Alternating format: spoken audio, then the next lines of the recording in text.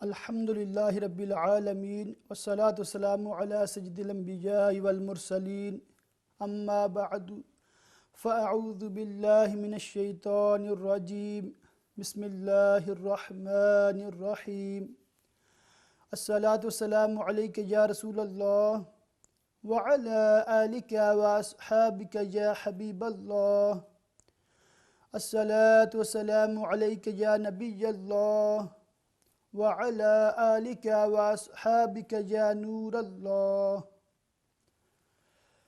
امہ چینل کے ناظرین، آپ دیکھ رہے ہیں پروگرام یور کوسچنز آنسرڈ، آپ کے سوالات کے جوابات کا یہ پروگرام ہے جس میں آپ کسی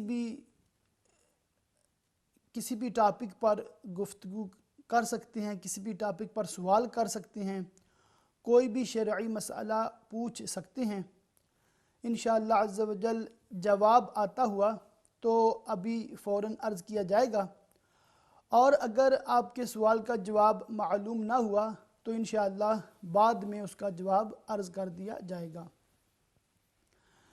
جیسا کہ پروگرام کے فارمیٹ کا آپ کو معلوم ہے کہ لائیو کال کے ذریعے آپ اس پروگرام میں شامل ہو سکتے ہیں اور کوئی بھی مسئلہ پوچھ سکتے ہیں۔ اس کے ساتھ ساتھ آپ کو یہ آپشن بھی دیا جاتا ہے کہ اگر آپ ٹیکسٹ میسج کے ذریعے اپنا سوال سینڈ کرنا چاہیں تو وہ فیسلٹی بھی موجود ہے، اور ہر ہفتے جو ہے ایک ٹاپک پر گفتگو کی جاتی ہے تاکہ جب تک آپ کی کال ریسیو نہ ہو کچھ نہ کچھ علم دین سیکھنے اور سکھانے کا سلسلہ جو ہے وہ جاری رہے۔ آج جس ٹاپک جس موضوع پہ میں نے بات کرنی ہے وہ بہت ہی سینسٹیو اور بہت اہم مسئلہ ہے،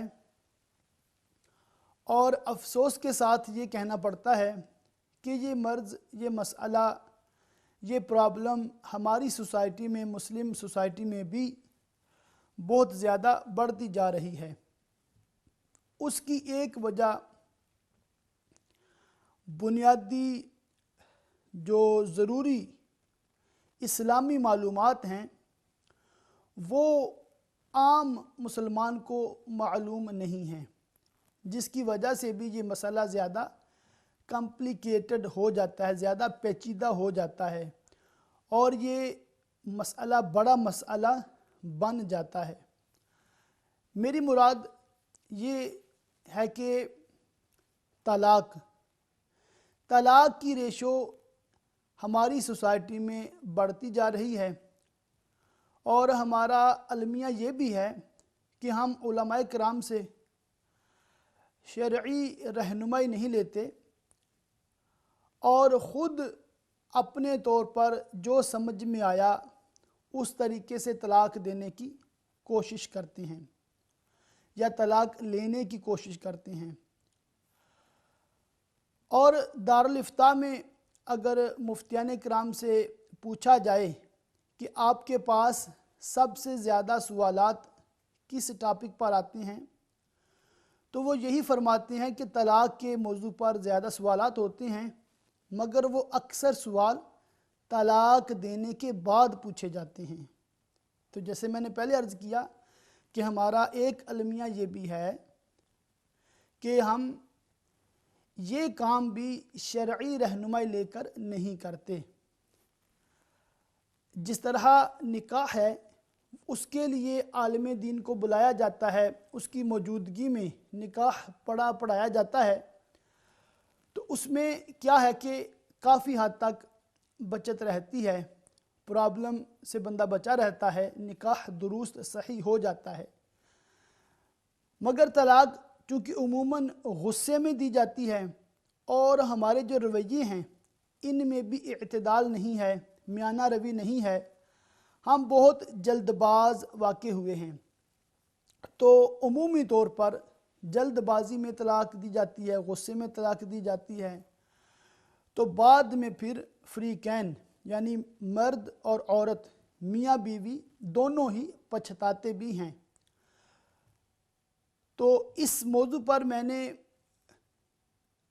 کوئی زیادہ تمہیدی گفتگو نہیں کرنا چاہتا، بلکہ میں اختصار کے ساتھ یہ عرض کرنا چاہوں گا کہ جب نوبت طلاق تک آ ہی جائے تو پھر طلاق دینے کا احسن طریقہ کیا ہے۔ پہلے وضاحت کر دوں کہ طلاق کے بارے میں قرآن پاک میں بھی کئی آیات میں بیان ہے، پھر احادیث مبارکہ بھی بکثرت اس موضوع پر موجود ہیں۔ حصول برکت کے لیے قرآن پاک کی ایک آیت مبارکہ اس کی تلاوت کی سعادت حاصل کرتا ہوں تاکہ موضوع سے ریلیٹڈ جو آیت مبارکہ ہے اس کی بھی ہمیں برکت حاصل ہو، اور پلس چند احادیث مبارکہ بھی عرض کروں گا جس سے اس بات پر آپ کو معلومات ہوگی کہ طلاق دینے کو اسلام، شریعت اسلامیہ کتنا ناپسند کرتی ہے۔ اللہ تعالیٰ کا قرآن پاک میں ارشاد ہے، وَإِذَا طَلَّقْتُمُ النِّسَاءَ فَبَلَغْنَ أَجَلَهُنَّ فَأَمْسِكُوهُنَّ بِمَعْرُوفٍ أَوْ سَرِّحُوهُنَّ بِمَعْرُوفٍ وَلَا تُمْسِكُوهُنَّ ضِرَارًا لِتَعْتَدُوا وَمَنْ يَفْعَلْ ذَلِكَ فَقَدْ ظَلَمَ نَفْسَهُ وَلَا تَتَّخِذُوا آيَاتِ اللَّهِ هُزُوًا وَاذْكُرُوا نِعْمَةَ اللَّهِ عَلَيْكُمْ وَمَا أَنزَلَ عَلَيْكُمْ مِنَ الْكِتَابِ وَالْحِكْمَةِ يَعِظُكُمْ بِهِ وَاتَّقُوا اللَّهَ وَاعْلَمُوا أَنَّ اللَّهَ بِكُلِّ شَيْءٍ عَلِيمٌ۔ اس آیت مبارکہ کا ترجمہ بھی میں کرتا ہوں۔ ایک کالر شاید ویٹ کر رہے ہیں۔ السلام علیکم۔ وعلیکم السلام ورحمۃ اللہ وبرکاتہ۔ مولانا صاحب میرے دو سوال ہیں۔ جی جی۔ پہلا سوال میرا یہ ہے کہ میں آج صبح ایک چینل پہ ایک پروگرام دیکھ رہی تھی تو اس میں ہاروت اور ماروت کا ذکر ہو رہا تھا۔ جی جی۔ تو جتنا انہوں نے بیان فرمایا وہ تو بہت اچھا تھا، بڑا سمجھنے والا تھا، بڑا انفارمیشنی تھا سارا سسٹم، لیکن بعد میں وقت کی کمی کی وجہ سے انہوں نے یہ نہیں بتا سکے کہ اس وقت اس زمانے میں یا اس وقت ہاروت اور ماروت کا دنیا میں کیا عمل دخل ہے۔ وہ ابھی تک ان کا دنیا میں عمل دخل ہے یا وہ ختم ہو گیا یا کس طرح، یہ وہ نہیں کلیئر کر سکے کیونکہ وقت ختم ہو گیا تھا۔ ٹھیک ہے۔ تو مجھے یہ معلوم کرنا ہے کہ جس طرح انہوں نے بیان فرمایا کہ اللہ تعالیٰ کی طرف سے وہ کیسے آئے، کیوں آئے، کیا مقصد لے کے آئے، پھر دنیا میں کیا کیا انہوں نے، تو وہ تو انہوں نے بہت صحیح بتایا، لیکن اب کا مجھے معلوم کرنا ہے کہ اب ان کا اس زمانے میں ان کا کیا عمل دخل ہے۔ ٹھیک ہے۔ ایک تو میرا سوال یہ ذرا تفصیل سے بات کیجئے کیونکہ یہ بہت معمولاتی سوال ہے تو سب کو اچھا لگے گا سن کے۔ تو دوسرا سوال میرا یہ ہے کہ جب ہم اپنے خاندانوں میں یا برادریوں میں یا بہن بھائیوں میں جب ہمیں کوئی بہت زیادہ تکلیف دیتا ہے، ناجائز تکلیف دیتا ہے، ہمیں بدنام کیا جاتا ہے، جھوٹے الزام لگائے جاتے ہیں، بہت تنگ کیا جاتا ہے، تو کیا اس بات کو ہم یہ سمجھیں کہ یہ اللہ کی طرف سے ہے یہ کر رہے ہیں، یا وہ بندہ اپنی اس کی اپنی کوئی غلطی ہے کہ وہ ایسا کر رہا ہے؟ صبر کرنا تو بہت اچھی بات ہے، بدلہ نہ لینے والا سب سے بڑا ہوتا ہے۔ تو جو اللہ تعالیٰ فرماتے ہیں کہ صبر کرو، تو صبر ہم کس طرح سے اپنے آپ کو تسلی دے کے کریں کہ یہ اللہ کی طرف سے یا ہم پہ یہ تکلیف آ رہی ہے یا اس بندے نے ہمارے ساتھ یہ ایسا برا کیا؟ تو اس میں وہ ڈپریشن کی بات ہو رہی تھی تو اس میں یہ بہت بڑا ایک سوال تھا۔ ٹھیک ہے۔ تو مجھے یہ معلوم کرنا ہے کہ جب کسی کے ساتھ برا ہوتا ہے، کسی اپنوں کی طرف سے، دوستوں کی طرف سے، تو وہ پھر کیا سمجھ کے اپنے آپ کو صبر دے کہ یہ اللہ، کیونکہ اللہ تعالیٰ تو اپنے بندوں کے لیے برا نہیں کرنا چاہتے، وہ تو نہیں کرتے، وہ تو 70 ماؤں سے زیادہ اللہ تعالیٰ انسان سے پیار کرتا ہے۔ جی جی۔ تو میں یہ تسلی لینا چاہتی ہوں کہ کیا ہم اس کو کس زمرے میں لیں کہ اللہ کی طرف سے یہ بات آئی ہے ہمیں برداشت کرنی چاہیے، یا وہ جو کر رہا ہے اس کی غلطی ہے، یا وہ برا کر رہا ہے ہمارے ساتھ، تو یہ ایک بڑی دردناک چیز ہے، تو آپ اس کے بارے میں بہت لوگوں کو یہ اس کا تسلی ہو جائے گی اگر آپ اس پہ بیان فرمائیں تو۔ بہت بہت شکریہ آپ کا، انشاءاللہ اگر اس جی کے بعد انشاءاللہ کوئی میں اس سوال پہ آیا تو میں دوبارہ فون کروں گی جی انشاءاللہ۔ انشاءاللہ میں اس پہ عرض کرتا ہوں۔ ٹھیک ہے، جزاک اللہ خیر، آپ نے کال کی ہے۔ تو ناظرین، میں عرض کر رہا تھا کہ طلاق کے حوالے سے قرآن پاک میں بھی اس کا بیان ہے، اس کے احکامات بیان کیے گئے ہیں، اور ایک آیت مبارکہ کی میں نے تلاوت کی، سعادت حاصل کی، اس کا ترجمہ یہ ہے: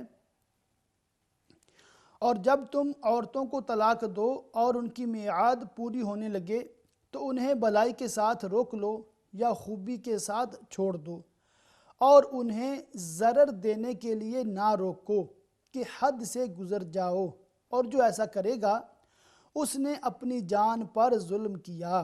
اور اللہ عز و جل کی آیتوں کو ٹھٹھا نہ بناؤ، اور اللہ عز و جل کی نعمت جو تم پر ہے اسے یاد کرو، اور وہ جو اس نے کتاب و حکمت تم پر اتاری تمہیں نصیحت دینے کو، اور اللہ عز و جل سے ڈرتے رہو، اور جان لو کہ اللہ عز و جل ہر شے کو جانتا ہے۔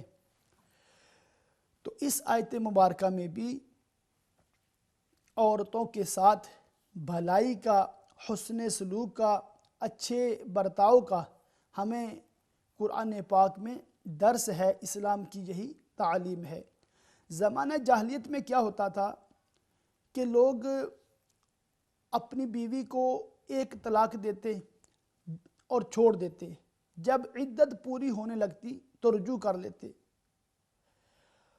اور پھر دوبارہ اس کو تنگ کرنے کے لیے طلاق دے دیتے۔ پھر جب اس کے 3 مہینے کم و بیش عدت کے ہوتے ہیں، وہ جب پیریڈ مکمل ہونے لگتا تو پھر اس سے رجوع کر لیتے۔ تو یوں بعض لوگوں نے اپنی عورتوں کو اذیت دینے کے لیے کہ نہ تو خود وہ اپنے پاس ان عورتوں کو رکھتے تھے، ان کے حقوق ادا کرتے تھے، اور نہ ہی ان کی عدت پوری ہونے دیتے تھے کہ عدت پوری ہو جائے عورت پھر کسی اور جگہ نکاح کر سکتی ہے۔ تو اس طرح وہ عورتوں کو، اپنی بیویوں کو تنگ کرتے تھے۔ اس پر قرآن پاک کی یہ آیت مبارکہ اور اس طرح کی متعلقہ آیت مبارکہ نازل ہوئیں، جس میں پھر اس بات کا بیان ہے۔ ایک اور آیت مبارکہ کا حصہ ہے: الطلاق مرتان فامساک بمعروف او تسریح باحسان، کہ طلاق جس کے بعد رجوع کیا جا سکتا ہے 2 بار تک ہے، پھر بھلائی کے ساتھ روک لینا ہے، یا نکوئی کے ساتھ چھوڑ دینا ہے، اچھائی کے ساتھ، عمدگی کے ساتھ چھوڑ دینا ہے۔ تو اس میں پھر قرآن پاک میں اللہ تعالیٰ نے یہ حکم نازل کر دیا کہ اگر کوئی میاں بیوی اکٹھے نہیں رہ سکتے، اکٹھے نہیں رہنا چاہتے، ان کی آپس میں نہیں بنتی، رنجشیں ہیں، اور نوبت طلاق تک آ ہی گئی ہے، تو پھر مرد عورت کو 1 بار طلاق دے اس کے بعد رجوع کر سکتا ہے، 2 بار دے تو پھر بھی رجوع کر سکتا ہے، مگر جب کوئی بھی مرد تیسری بار طلاق دے دے گا تو اس کے بعد رجوع نہیں کر سکتا۔ تو یہ قرآن پاک نے عورتوں کے لیے آسانی پیدا کی ہے، عورتوں کے حقوق کا خیال کیا ہے، اور اس میں عورتوں کے لیے بہت زیادہ فائدہ ہے کہ وہ جس اذیت ناک مراحل سے گزرتی تھیں دور جاہلیت میں، اس سے اسلام نے ان کو بچا لیا ہے۔ اور ویسے بھی اگر دیکھا جائے کہ اگر میاں بیوی کی آپس میں نہیں بنی، ان کا مزاج مختلف ہے، ان کی سوچ مختلف ہے، ان کا رہن سہن مختلف ہے، کوئی بھی وجوہات ہو سکتی ہیں کہ شادی کے بعد ان کی آپسی تعلقات اچھے نہیں ہیں، وہ شرعی حدود کو پورا نہیں کر رہے، ایک دوسرے کے حقوق ادا نہیں کر پا رہے، اور کوئی بھی ریزن سم ریزن وہ اکٹھے نہیں رہ سکتے، اکٹھے نہیں رہنا چاہتے، تو اسلام نے ان کو یہ چوائس دی ہے کہ وہ الگ ہو سکتے ہیں۔ مرد بھی دوسری شادی کر سکتا ہے، اور عورت کو بھی اجازت ہے کہ اگر وہ طلاق لے لے اور عدت گزار لے تو پھر وہ جہاں چاہے اپنی خوشی سے، اپنی مرضی سے وہ نکاح کر سکتی ہے۔ تو یہ اسلام نے عورتوں کے کہنے کے حقوق کا خیال رکھا ہے، جبکہ دور جاہلیت میں عورتوں کو بہت اذیت دی جاتی تھی۔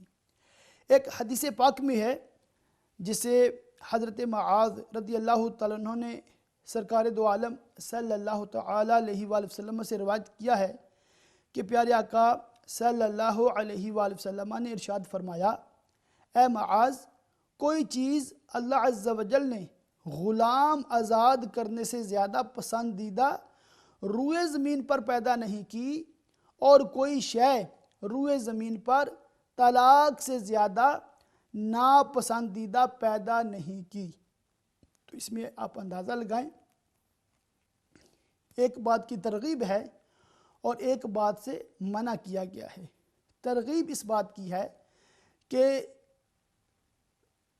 کئی سال پہلے یہ پوری ورلڈ میں ایک ٹرینڈ تھا، سلیوری سسٹم۔ لوگ انسانوں کو اپنا غلام بنا لیتے تھے، اس میں مردوں کو، عورتوں کو، بچوں کو، بچیوں کو سلیو بنا لیتے تھے۔ تو سلیوری سسٹم یہ پوری ورلڈ میں رائج تھا۔ اسلام کی یہ خوبی ہے کہ سلیوری سسٹم کو ختم کرنے کے لیے پیارے آقا صلی اللہ علیہ وسلم نے ایسے ارشاد فرمائے، اور بعض جرموں کا کفارہ بھی اس چیز کو رکھا کہ غلام آزاد کیا جائے۔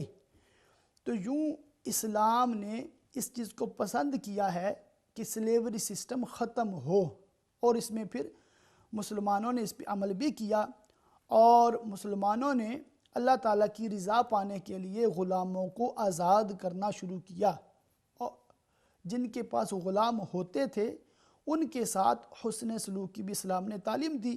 اور دوسری بات ہمیں یہ پتہ چلی کہ طلاق سب سے زیادہ ناپسندیدہ چیز ہے۔ طلاق کے حوالے سے میں کچھ عرض کر رہا تھا، جس پہ میں نے آیت مبارکہ بھی بیان کی اور حدیث پاک سے بھی اس بات کو بیان کیا کہ طلاق بہت ہی ناپسندیدہ کام ہے۔ ایک بہن نے دو سوال پوچھے ہیں۔ پہلا سوال جو انہوں نے پوچھا وہ تھا کہ ہاروت اور ماروت یہ کون ہیں، اور ان کا جو واقعہ قرآن پاک میں بیان ہے، تو انہوں نے یہ حکم ارشاد فرمایا کہ اس کو تھوڑا وضاحت کے ساتھ بیان کیا جائے تاکہ تمام لوگوں کو معلومات ہو۔ تو آئیے سورہ بقرہ اس کی آیت مبارکہ جو ہے وہ 102 ہے، جس میں ہاروت اور ماروت ان کا ذکر ہے۔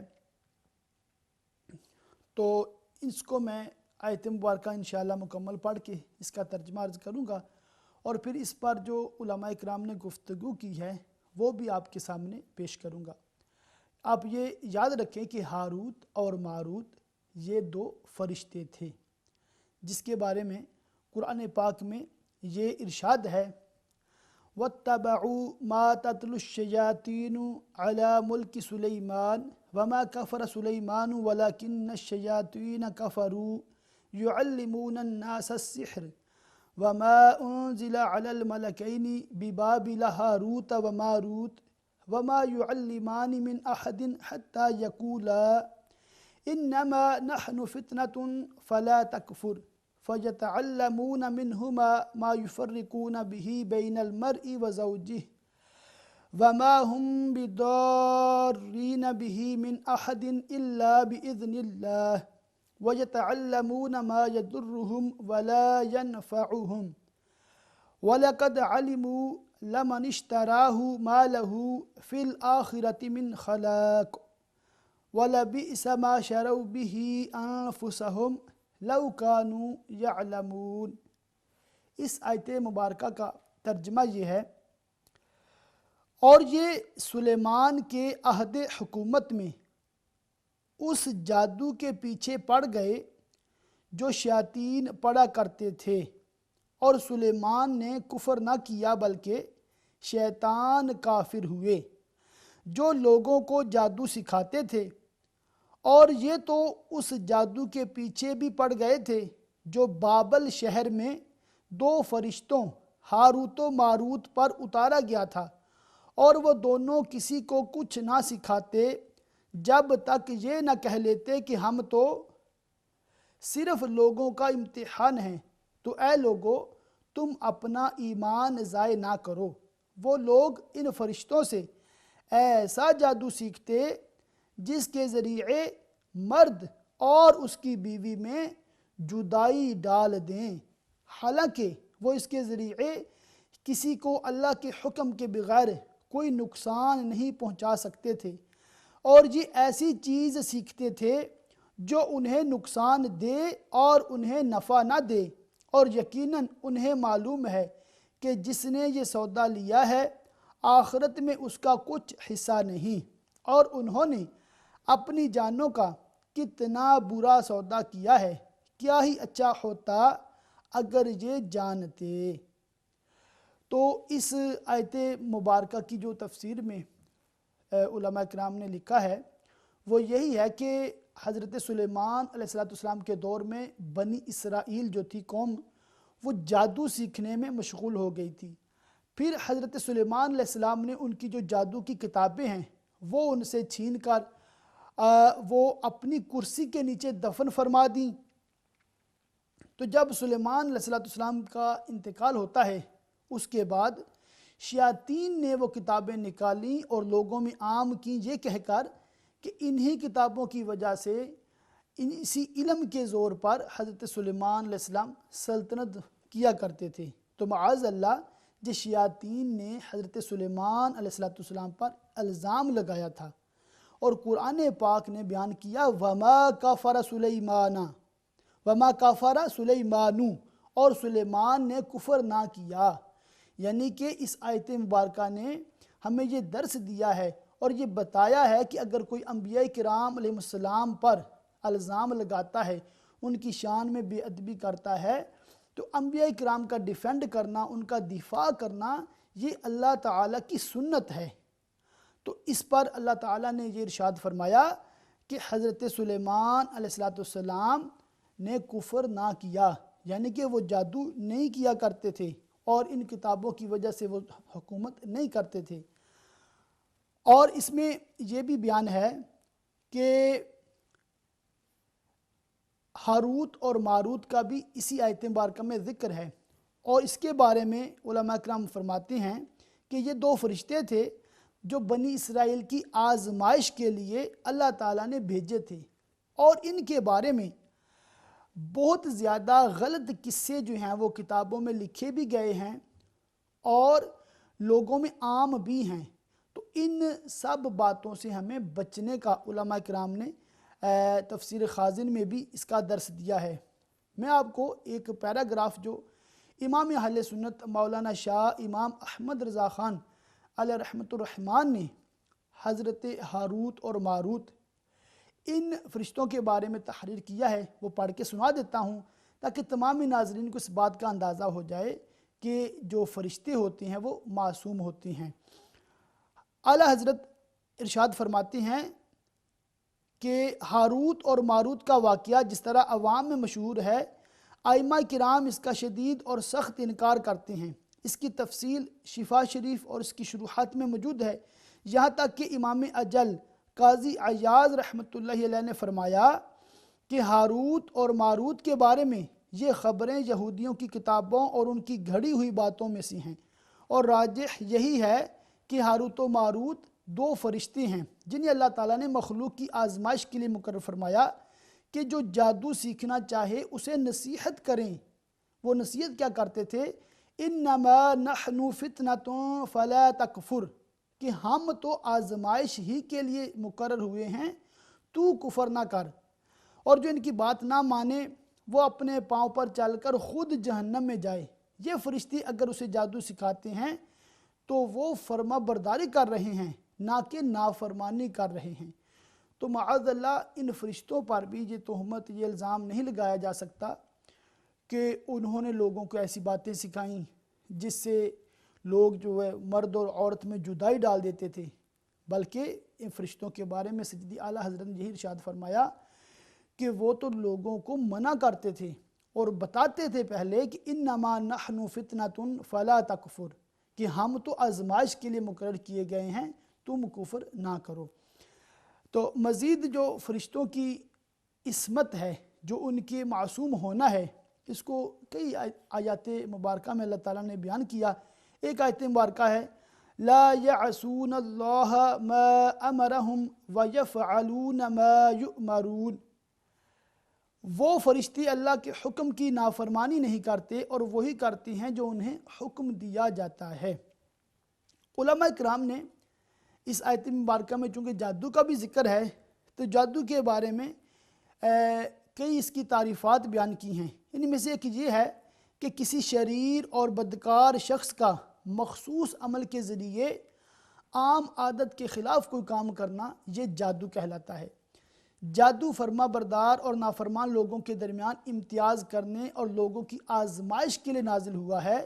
جو اس کو سیکھ کر اس پر عمل کرے کافر ہو جائے گا، بشرطے کہ اس جادو میں ایمان کے خلاف کلمات اور افعال ہوں، اور اگر کفریہ کلمات و افعال نہ ہوں تو پھر کفر نہیں ہے۔ مزید اس کے بارے میں جادو کے حوالے سے 3 مسئلے آپ تمامی ناظرین ذہن نشین فرما لیں، کیونکہ اس پر بھی کافی لوگ پوچھتے رہتے ہیں۔ پہلا مسئلہ یہ ہے، جو جادو کفر ہے اس کا عامل اگر مرد ہو تو اسے قتل کر دیا جائے گا۔ دوسرا، جو جادو کفر نہیں مگر اس سے جانیں ہلاک کی جاتی ہیں تو اس کا عامل ڈاکو کے حکم میں ہے، مرد ہو یا عورت، یعنی اس کی سزا بھی قتل ہے۔ تیسرا، اگر جادوگر توبہ کرے تو اس کی توبہ قبول ہے۔ یہاں پر میں ایک وضاحت کر دوں کہ یہ جو کسی مجرم کو سزا دینا ہے یہ عوام کا کام نہیں ہے، بلکہ یہ جو اتھارٹیز ہوتی ہیں، جو قانون نافذ کرنے والے ادارے ہوتے ہیں، اور یہاں پر جو بات ہو رہی ہے وہ اسلامک لاء کی ہو رہی ہے، تو وہ جو جج ہے، جو قاضی ہے، تو وہی اس کا فیصلہ کریں گے کس کو کیا سزا دینی ہے۔ ہم عوام کو یہ اختیار نہیں ہے۔ احادیث میں جادو کی بہت مذمت ہے۔ ایک حدیث پاک میں ہے کہ اللہ تعالیٰ کے نبی حضرت داؤد علیہ السلام رات کی ایک گھڑی اپنے گھر والوں کو بیدار کرتے اور ارشاد فرماتے، اے آل داؤد اٹھو اور نماز پڑھو، کیونکہ اس گھڑی اللہ تعالیٰ جادوگر اور ناحق ٹیکس لینے والے کے علاوہ ہر ایک کی دعا قبول فرماتا ہے۔ اور ایک حدیث پاک میں ہے، شراب کا عادی، جادو پر یقین رکھنے والا اور قطع رحمی کرنے والا جنت میں داخل نہ ہوگا۔ تو اس میں ہمیں جو سیکھنے کو ملا ہے وہ یہ بھی سیکھنے کو ملا کہ جو آج کا ٹاپک تھا طلاق کے حوالے سے، کہ اس آیت مبارکہ سورہ بقرہ کی آیت نمبر 102 میں جو یہ بتایا گیا ہے وَمَا يُعَلِّمَانِ مِنْ أَحَدٍ حَتَّى يَقُولَا إِنَّمَا نَحْنُ فِتْنَةٌ فَلَا تَكْفُرْ، تو لوگ کیا کرتے تھے، فَيَتَعَلَّمُونَ مِنْهُمَا، تو ان فرشتوں سے وہ سیکھتے تھے، مَا يُفَرِّقُونَ بِهِ بَيْنَ الْمَرْءِ وَزَوْجِهِ، ایسی باتیں سیکھتے تھے لوگ، ایسا جادو سیکھتے تھے لوگ جس سے وہ شوہر اور اس کی بیوی میں جدائی ڈال دیں۔ تو یہ کتنا برا فعل ہے، کسی مرد اور عورت میں جدائی ڈال دینا، میاں بیوی میں جدائی ڈال دینا۔ اور جو لوگ اس فتنے کو پروان چڑھانے کی مذموم کوشش کرتے ہیں وہ لوگ بھی واقعی قابل مذمت ہیں کہ جو کسی کا گھر برباد کرنے کی کوشش کرتے ہیں۔ تو اس کی مذمت بھی اس آیت مبارکہ سے ہمیں معلوم ہوتی ہے۔ اور ہاروت و ماروت کے بارے میں جو اختصار میں نے کیا ہے اس کی وجہ یہی ہے کہ علماء کرام نے، مفسرین نے یہی ہمیں احتیاط بتائی ہے کہ جو من گڑت قصے طویل قسم کے مشہور ہیں ان کے بارے میں وہ باتیں ہم نہ تو پڑھیں اور نہ ہی بتائیں، نہ ہی اس پر یقین رکھیں، بلکہ ہمارا یہ ایمان جو ہمیں بتایا گیا ہے کہ ہاروت اور ماروت 2 فرشتے ہیں، اور فرشتوں کے بارے میں ہے کہ وہ اللہ تعالیٰ کی نافرمانی نہیں کرتے، تو وہ ایک آزمائش کے لیے نازل ہوئے تھے۔ تو اس کے حوالے سے میں نے چند باتیں عرض کر دی، جس کو معلومات مزید چاہیے ہو وہ سورہ بقرہ کی آیت نمبر 102 تو اس کے تحت جو تفاسیر میں بیان ہے وہ خود مطالعہ کریں گے تو انشاءاللہ آپ کو مزید معلومات ہو جائے گی۔ تو ایک بہن نے دوسرا سوال یہ کیا تھا کہ رشتہ دار اگر تنگ کرتے ہوں تو اس میں क्या बंदा इसको अल्लाह ताला की तरफ से समझे, आजमाइश समझे, या उस रिश्तेदार की गलती समझे, और उस पर फिर सब्र किया जाए, और सब्र कैसे किया जाए। दरअसल हमें जो है रिश्तेदारी को जोड़ने का हुक्म दिया गया है, रिश्तेदारी को तोड़ने से मना किया गया है। तो जो हमारा रिश्तेदार है, दोस्त है, भाई है, बहन है, अगर वो हमारे साथ कोई ज़्यादती करते हैं तो इसके वो खुद जवाबदेह हैं, वो खुद गुनाहगार हैं। और हम अगर किसी के साथ भलाई करते हैं, अच्छा सलूक करते हैं, तो इस पे हमें अजर दिया जाता है। अगर हमारे साथ कोई भलाई करे तो ज़ाहिर उसके साथ हम भलाई ही करेंगे, और अगर हमारे साथ कोई बुराई करे तो उसके साथ भी हम भलाई करें तो ज़्यादा फजीलत है। एक और कॉलर है। अस्सलाम वालेकुम। वालेकुम अस्सलाम जी, मैं ये पूछना चाहती हूँ कि मेरी बच्ची है, उसको उसके शोहर ने रखा नहीं है। जी जी। तो उस बच्ची ने ना कोर्ट से खुला लिया है। पाकिस्तान क्या में वो खुला लिया या इधर लिया है? जी पाकिस्तान में लिया है। पाकिस्तान में, ठीक है जी, तो क्या ये वाकया हो जाता है कि जब बच्ची खुला ले तो क्या वाकई वो इस चीज़ की हकदार है? अच्छा, उसमें एक सवाल ये है कि जो आपकी बच्ची के शोहर हैं उनको इस बात का इल्म हुआ था, उन्होंने फिर तलाक साइन की थी? जी, वो कोर्ट में तो गया था, साइन करके आया कि मैं इसको छोड़ना चाहता हूँ। एक ठीक, दफ़ा गया है। एक दफ़ा गया, उसने साइन भी किया है। जी, तो तो क्या इस ठीक, सूरत में तलाक हो जाती है, बच्ची का वो फैसला हो जाता है? जी जी। तो आप जो बता रही हैं कि शोहर ने कोर्ट में जाकर साइन वगैरह किए थे और इस तरह तलाक दी है? एक दफ़ा उसने किया कि जब उन्होंने उसको भेजे थे ना समन, तब वो गया था तो उसने कर दिया था कि मैं इसको छोड़ना चाहता हूँ। ठीक है। तो क्या इसमें वो जो कोर्ट का फैसला है उसके बाद वो बच्ची आपने इद्दत पूरी करके दोबारा वो कहीं शादी कर सकती है? तो इस फैसले को कितना टाइम गुजरा है? ये 3 माह हो गए हैं। 3 महीने हो गए हैं। ठीक है, इस पे मैं अर्ज़ जी करता हूँ इंशाल्लाह। ठीक है, जी, ठीक ओके, है जी। शुक्रिया। और हाँ कुछ सवाल? बस जी यही जी, बस ओके, है। मेहरबानी। ओके, अल्लाह। तो नाज़रीन, मैं अर्ज़ कर रहा था कि हमारे साथ अगर कोई बुराई भी करता है तो उसके साथ भी हम अच्छा सलूक करें, मगर इस बात की मैं वजाहत ज़रूरी समझता हूँ कि हमें इस्लाम ये भी तालीम नहीं देता कि हम अपने आप को अज़ियत में डाल दें, अपने आप को तंगी में डाल दें और अपनी ज़िंदगी को ही क्या कहते हैं वो मिज़रेबल बना दें, सुफरिंग में रहें। नहीं, अगर हमारे साथ कोई अच्छा सलूक नहीं करता तो उससे हम अगर ताल्लुकात तोड़ देते हैं, उसको छोड़ देते हैं, क्योंकि उसकी तरफ से मुसलसल ईज़ा हमें मिल रही है, तो उसको उसके हाल पर अगर हम छोड़ देते हैं तो हम मुजरिम नहीं हैं, क्योंकि ज़्यादती हमारी तरफ से नहीं हो रही। तो अगर कोई आपको तंग करता है और वाकई ऐसा है तो उसको आप अगर छोड़ देंगे तो मज़ीद उसकी तकलीफ़ से आप बच जाएंगे। एक इम्तियाज़ भाई हैं, ग़ालिबन फ्रांस से हैं। अस्सलाम वालेकुम। जी वालेकुम अस्सलाम रहमतुल्लाहि व बरकातुहू। हज़रत कैसे हैं मिजाज शरीफ? जी अल्लाह का शुक्र है, आप सुनाए ठीक हैं? अल्हम्दुलिल्लाह, आपकी दुआएं हैं। अच्छा हज़रत, एक मसला है, गंभीर सा है, ज़रा उसकी तफसील प्लीज़ आप बता दीजिएगा। जी जी। अच्छा, मसला ये है कि एक औरत का खामन लापता हो गया ठीक है। और बहुत अरसा वो उसे ढूंढती रही, 5-6 साल ढूंढती रही उसको, कोई सुराग नहीं मिला उसका, ठीक है। कोई राब्ता नहीं हुआ, कोई पता नहीं चला फैमिली से या किसी भी जरिए से कोई पता नहीं चला। तो तकरीबन 6-7 साल के बाद, इंतज़ार के बाद, उसकी रिसर्च के बाद उसने निकाह कर लिया दूसरा। ठीक है। अच्छा, अब उसने वो जो अदालत के पास जाना था, काजी के पास जाना था, और 4 साल का इंतज़ार और इद्दत वो वगैरह, वो कुछ भी नहीं हुआ। अच्छा। उसने निकाह कर लिया दूसरा। अब उनके बच्चे भी हैं। अच्छा। और अब एक तो आप ये तफसील ज़रा बता दें प्लीज़ कि ऐसी औरत को कितना इंतज़ार करना चाहिए, किस तरह से वो दूसरा निकाह कर सकती है, किस कंडीशन में, कब जी कर सकती है दूसरा निकाह। ठीक है, मैं मसला अर्ज कर देता हूँ। ठीक और है। एक मुझे ये भी फरमा दें कि अब क्या मुझे اس کپل کو یہ اطلاع دینی چاہیے، کہنا چاہیے، یہ مسئلہ ان کو بتانا چاہیے یا نہیں بتانا چاہیے؟ جس صورت میں وہ ہیں، ان کے بچے بھی ہیں، وہ اکٹھے رہ رہے ہیں کافی 3-4 سال سے. دوسرے شوہر کو پتہ نہیں تھا اس کا شوہر لاپتہ ہے اور اس طرح مسئلہ ہے اس کے ساتھ؟ نہیں، شوہر کو پتہ تھا، دوسرے اس کو کا بھی شوہر پتہ لاپتہ تھا؟ ہے، لیکن وہ علم نہیں تھا ان کو، مسئلے کا نہیں پتہ تھا. مسئلے کا نہیں پوچھا انہوں نے کسی سے. ٹھیک ہے، میں عرض کر دیتا ہوں، اب پروگرام دیکھیں انشاءاللہ.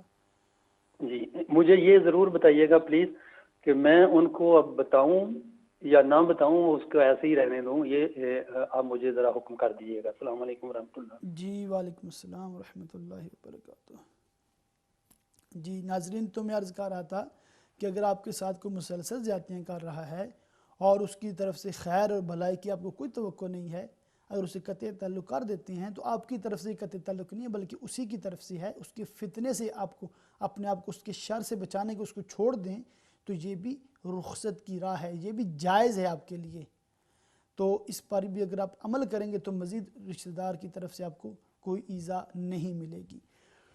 تو ایک بہن نے سوال یہ کیا ہے کہ کورٹ کی طرف سے خلو لیا ہے ان کی بیٹی نے، اور یہ بھی انہوں نے بتایا کہ جو خلو ہے وہ پراپر میتھڈ کے ذریعے ہوا ہے کہ وہ سمن وغیرہ جو کاغذات ہوتے ہیں کورٹ کی طرف سے وہ شوہر کو موصول ہوئے، پھر شوہر اس ڈیٹ پر تاریخ پر وہ کچہری میں کورٹ میں پہنچا بھی ہے اور اس نے سائن بھی کیے ہیں.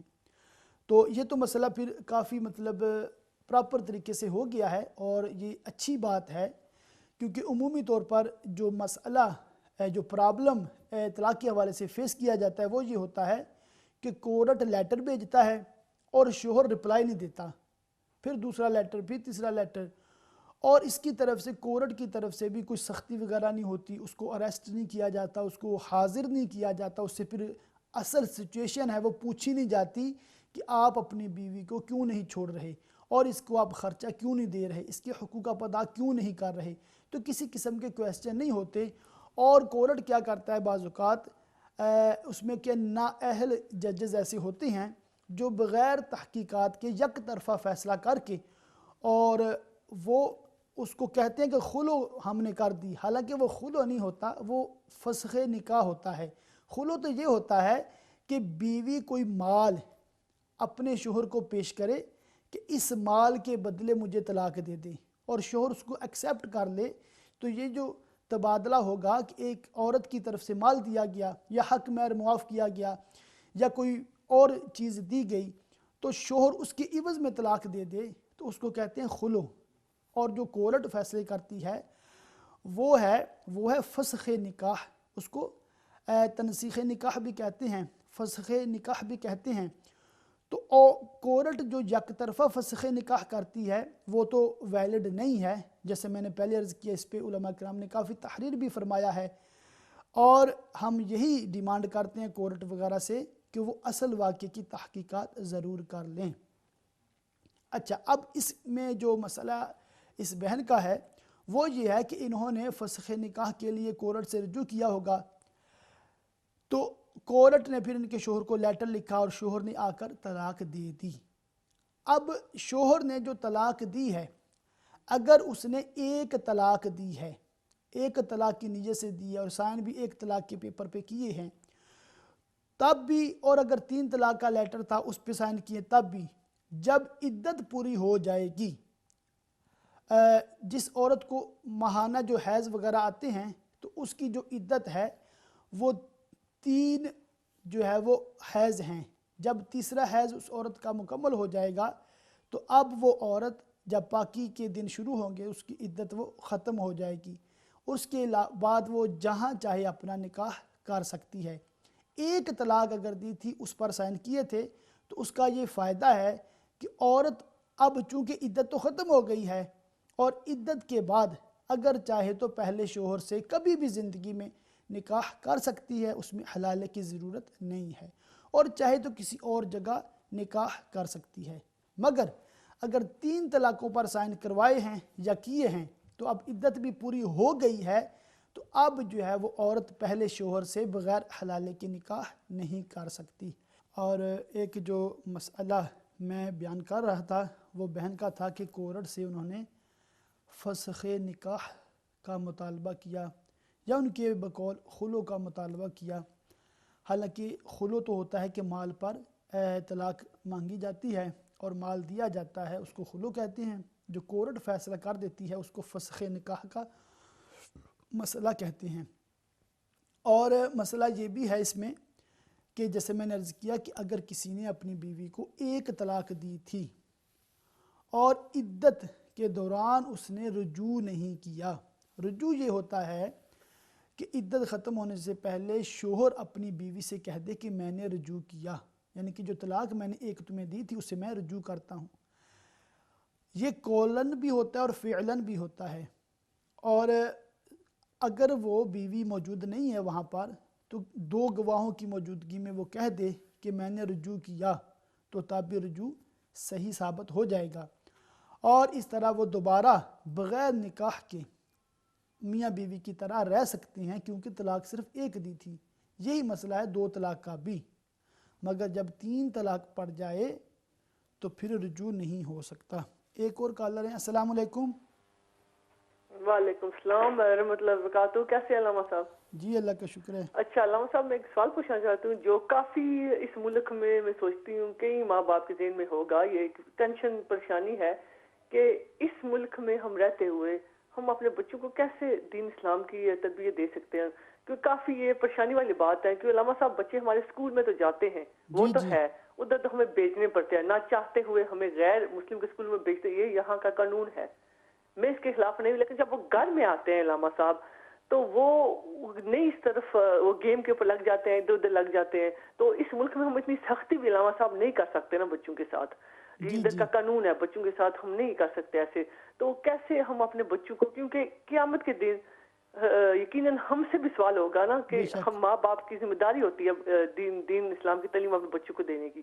تو یہ سوچو تو کافی ایک گہری بات ہے، بڑی پریشانی والی بات ہے کہ ہم سے بھی پوچھو گی نا تو ہم کیسے اپنے بچوں کو دین اسلام کی طرف ان کو راغب کر سکتے ہیں. جی میں اس پہ عرض کرتا ہوں. اور کچھ سوال آپ کے ذہن میں؟ نہیں بس یہی سوال ہے علامہ صاحب، آپ ذات کے ساتھ فرما دیجئے نا کہ کیا کرنا چاہیے ہمیں، کیسے ہم اپنے بچوں کو اس طرف، کیونکہ نہیں بچے علامہ صاحب وہ گیموں میں لگ جاتے ہیں، ادھر ادھر لگ جاتے، بات نہیں مانتے. جی میں عرض کر تو دیتا یہ ہوں. پریشانی والی بات ہے نا، بہت پریشانی والی بات ہے. جی انشاءاللہ ٹھیک ہے. ٹھیک ہے. اوکے جزاک اللہ، بہت شکریہ. تو میں عرض کر رہا تھا کہ طلاق شوہر نے دے دی ہے اور عدت بھی گزر گئی ہے، اور جس عورت کو حیض ماہانہ منتھلی پیریڈ آتے ہوں تو اس کی جو عدت ہے وہ 3 منتھلی پیریڈ ہیں.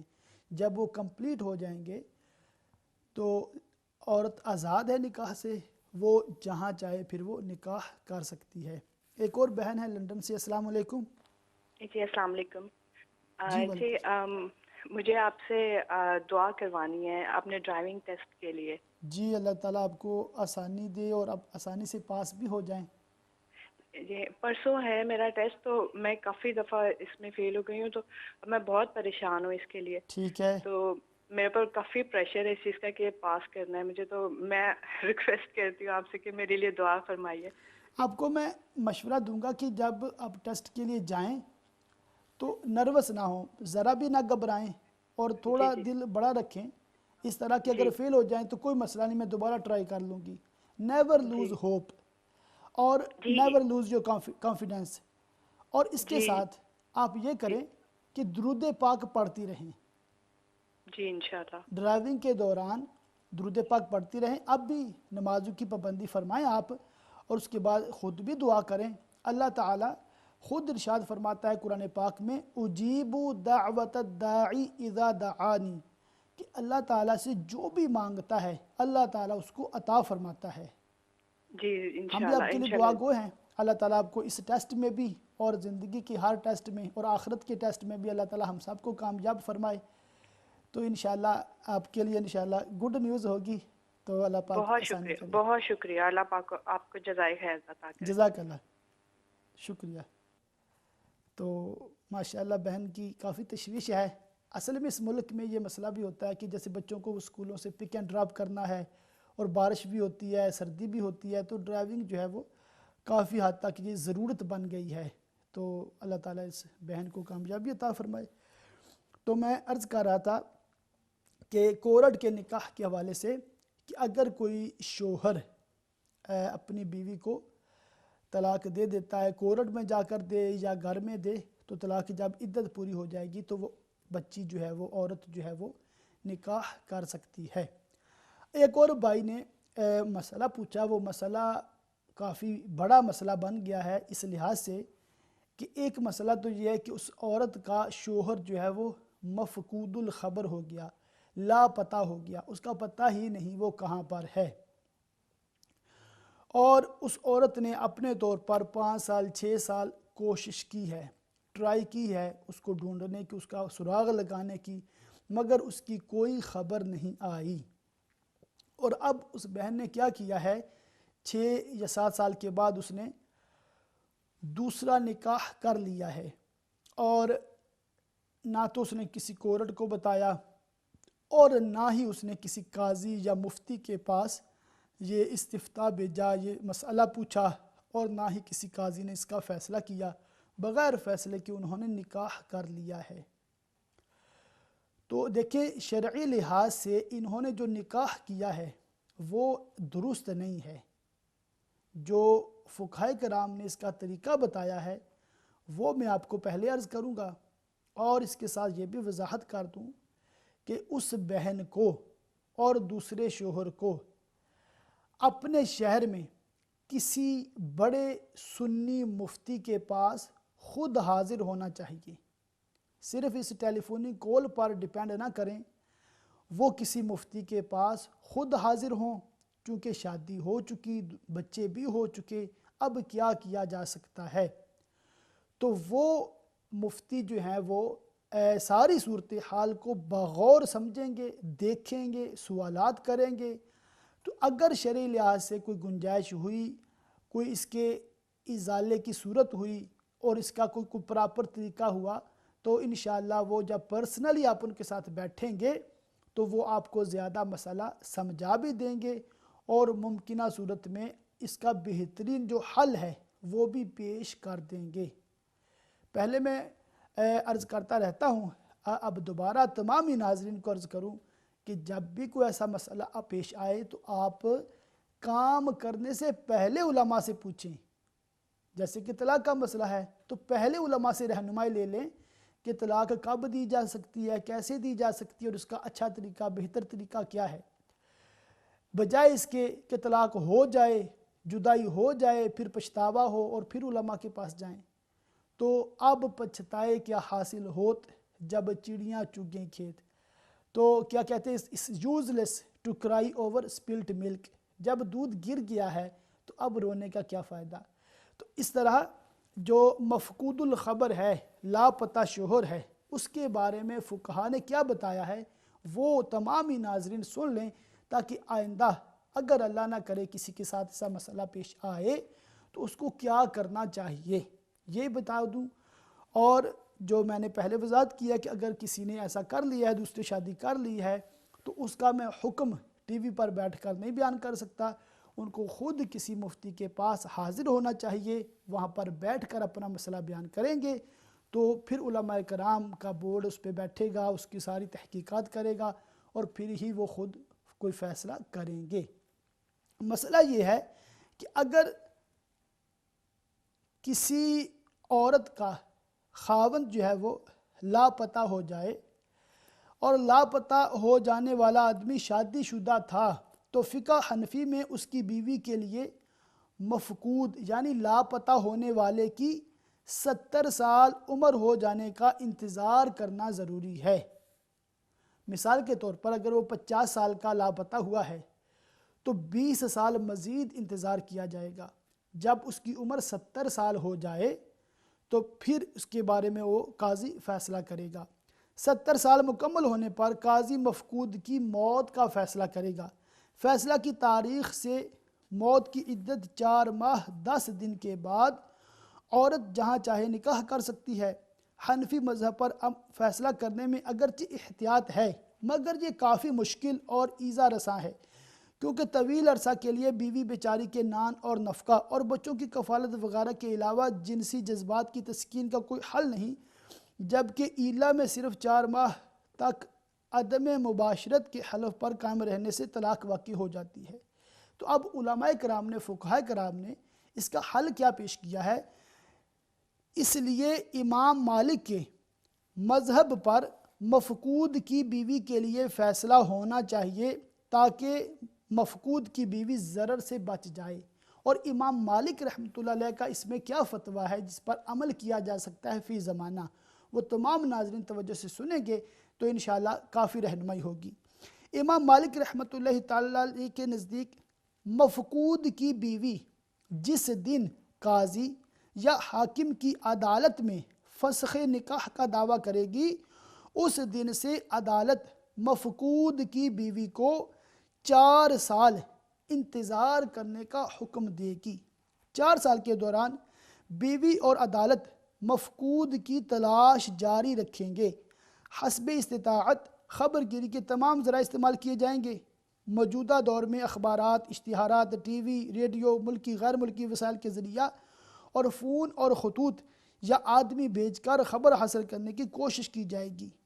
مثلا سمندری حادثہ میں متعلقہ جہاز ران کمپنیوں کے ذریعے، ہوائی حادثات میں متعلقہ ایئر لائنوں کے ذریعے، اور دوسرے ملک میں غائب ہونے کی صورت میں اسی ملک کے ذرائع مواصلات مثلا اخبار، ٹی وی وغیرہ پر مفقود کو تلاش کیا جائے گا۔ اگر 4 سال تک مفقود کی موت و حیات کا پتہ نہ چل سکے تو دوبارہ مفقود کی بیوی عدالت کی طرف رجوع کرے اور عدالت مفقود کی موت کا فیصلہ کرے۔ فیصلہ کی تاریخ سے 4 ماہ 10 دن عدت وفات گزارنے کے بعد مفقود کی بیوی آزاد ہو جائے گی، جہاں چاہے نکاح کرے۔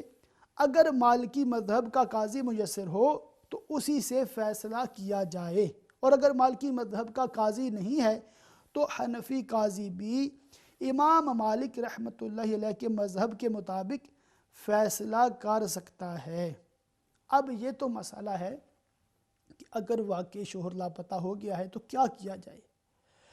اب ایک اور اس میں مسئلہ وہ ضروری سمجھتا ہوں بتانا تاکہ آپ کو بیسک انفارمیشن ہو جائے، وہ یہ ہے کہ اگر فیصلہ ہو جانے کے بعد مفقود کی بیوی یعنی کہ جو شوہر لاپتہ ہو گیا ہے اس کی بیوی دوسری جگہ نکاح کر لیتی ہے اور اولاد بھی ہو جاتی ہے، اور مفقود کی خبر مل جاتی ہے کہ وہ زندہ ہے، یا وہ پہلا جو شوہر غائب ہوا تھا، لاپتہ ہوا تھا، وہ واپس آ جاتا ہے، تو عورت دوسرے شوہر سے فوراً الگ ہو جائے گی۔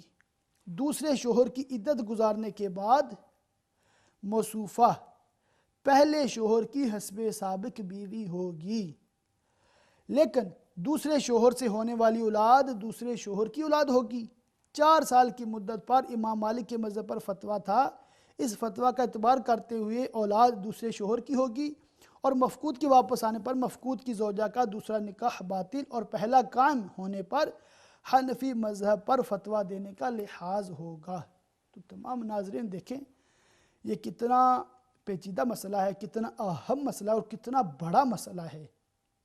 تو اس لیے کسی عورت کو کسی کو بھی اس طرح اجازت نہیں دی جا سکتی کہ وہ اپنے طور پر سرچ بھی نہ کرے، فائنڈ آؤٹ بھی نہ کرے اور بس خود سے نکاح کر لے، بلکہ وہ کسی قاضی، کسی مفتی، کسی کورٹ میں جائے گی، اس کو وہ 4 سال کا ٹائم دیں گے، تو 4 سال تک وہ سرچ کیا جائے گا، اس کو معلومات کی جائے گی، اگر زندہ ہے تو ٹھیک ہے، نہیں تو اس کو فسخ نکاح کا حکم دے دیا جائے گا، اور پھر عورت جو ہے وہ کسی بھی جگہ شادی کر سکتی ہے۔ اور پھر اس میں بھی یہ شرط رہے گی کہ اگر وہ شوہر پہلا زندگی میں کبھی بھی واپس آ جاتا ہے تو یہ عورت دوسرے شوہر سے الگ ہو جائے گی اور اس کی عدت پھر گزارے گی۔ عدت اس کی وہ اگر حائضہ ہے تو 3 حیض ہے، اور اگر عائسہ ہے کہ اس کو بھی حیض وغیرہ نہیں آتے ہیں تو 3 ماہ اس کی عدت ہے، 3 مہینے ہے، کم و بیش 90 دن ہے، 90 ڈیز۔ تو اس طرح وہ عورت پہلے شوہر کے نکاح میں باقی ہے۔ تو یہ مسئلہ جو آپ نے پوچھا تھا وہ میں نے عرض کر دیا، جو ریالٹی میں آپ کے کسی جاننے والے کے ساتھ مسئلہ ہوا ہے تو آپ امتیاز بھائی آپ کو مشورہ ہے کہ علماء کرام کے پاس حاضر ہوں اور بالمشافہ وہاں پر بیٹھ کر ساری گفتگو کی جائے، تو امید ہے انشاءاللہ وہ بہتر حل بتائیں گے۔ ایک اور بہن نے جو سوال یہ کیا ہے کہ اپنی اولاد کی دینی تربیت وہ کیسے کی جائے۔ دراصل ہمارے بعض جو لوگ ہیں وہ زیادہ معلومات حاصل کرنے کو ترجیح دیتے ہیں، ہر ٹاپک کے بارے میں مختلف بزرگوں کے جو حکایات ہیں، روایات ہیں، اور مختلف کتابوں کے پڑھنے کی ترغیب دیتے ہیں۔ اگر ہم اسلامی لحاظ سے دیکھیں تو جو ضروریات دین ہے، جو فرض علوم ہیں، جی بھائی صاحب نے دوبارہ کال کیا، السلام علیکم۔ جی وعلیکم السلام ورحمۃ اللہ وبرکاتہ۔ حضرت بہت بہت شکریہ مسئلہ حل کرنے کا اور علم پہنچانے کا۔ ایک دوسرا مسئلہ پیش ہے۔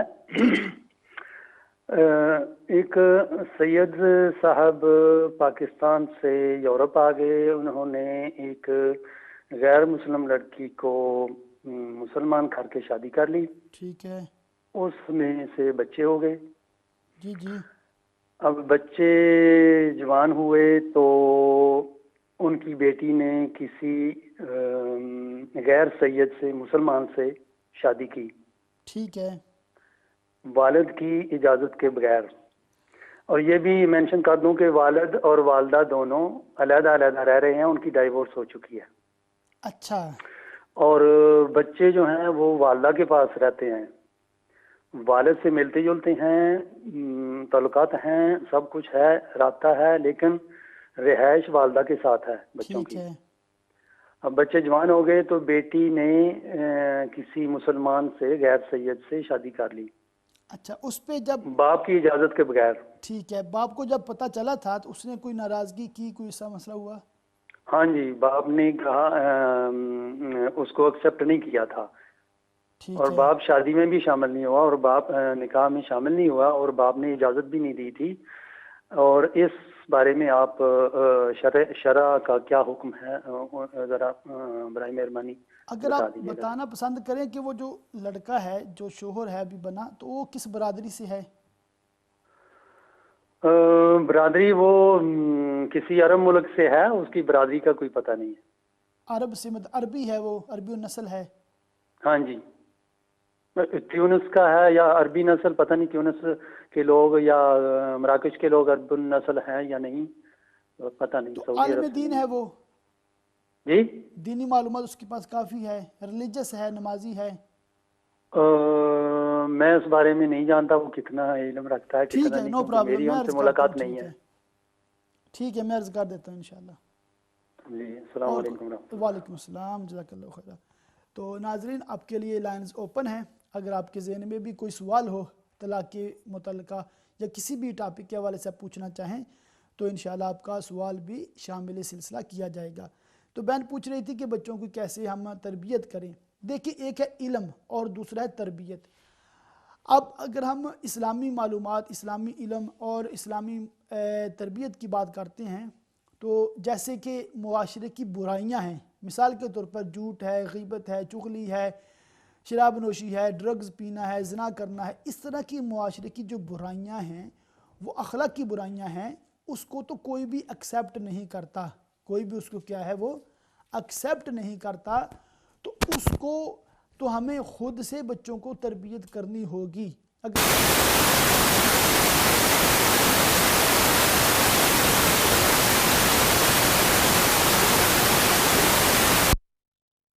ہونے کے چانسز ہیں، اور ہم بچوں کے سامنے اگر شراب نوشی کریں گے، سگریٹ وغیرہ پئیں گے تو بچے بھی ان برائیوں میں ملوث ہونے کا 100% چانسز ہیں۔ تو اس جو معاشرے کی برائیاں ہیں ان سے بچانے کے لیے پیرنٹس کو ایسی انوائرمنٹ کریٹ کرنی ہوگی کہ ان کے بچوں کے جو فرینڈ سرکل پہ غور کرنا ہوگا، اپنے گھر کے ماحول پہ غور کرنا ہوگا، جس کے ساتھ بچے یا بچیاں اٹھتے بیٹھتے ہیں ان پہ نظر رکھنی ہوگی۔